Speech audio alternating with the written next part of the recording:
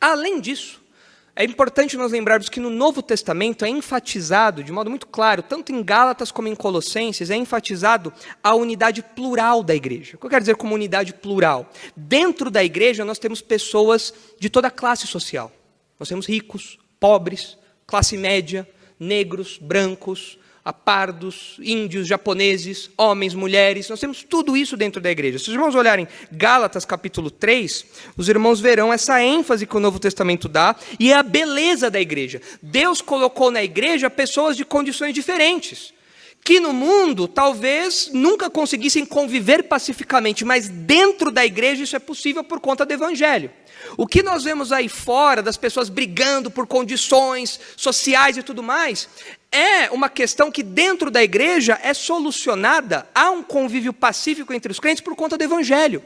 Não são apenas medidas sociais que resolvem esse problema. Não. O que resolve o problema de uma convivência que não é pacífica entre esses grupos todos distintos, o que resolve esse problema é o evangelho, é isso. É Jesus Cristo lavando os pecadores e colocando os pecadores dentro da igreja.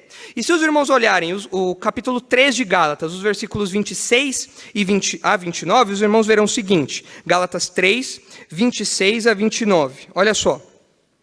Pois todos vós sois filhos de Deus, mediante a fé em Cristo Jesus. Porque todos quanto fostes batizados em Cristo, de Cristo vos revestistes. Dessarte, não pode haver judeu, nem grego, nem escravo, nem liberto, nem homem, nem mulher, porque todos vós sois um em Cristo Jesus. E se sois de Cristo, também sois descendentes de Abraão e herdeiros segundo a promessa. Os pobres são herdeiros? São. Os ricos são herdeiros? São. Os escravos são herdeiros? São. As mulheres? São. Os homens? São. O judeu? É. E o grego? Também. Todos aqueles que creem em Jesus como Salvador fazem parte da igreja e são herdeiros das bênçãos de Abraão. Todos. Então não existe na igreja a oportunidade, não deveria existir essa realidade, esse perigo de favorecimento de um ou de outro por conta dessas questões superficiais aqui. O apóstolo Paulo é muito claro na sua fala. Não existe isso dentro da igreja de alguém ser mais importante do que outro, de alguém ter uma posição por conta desses fatores, sexo, condição social, nacionalidade. Não existe isso. Dentro da igreja, todos os crentes fazem parte da igreja, estão no mesmo nível aí, são herdeiros de Abraão, herdeiros segundo a promessa, descendentes de Abraão.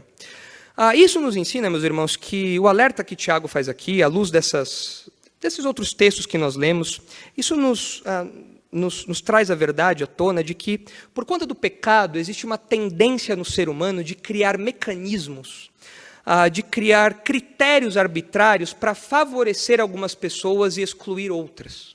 Existe uma tendência, por conta do pecado, nós temos essa tendência.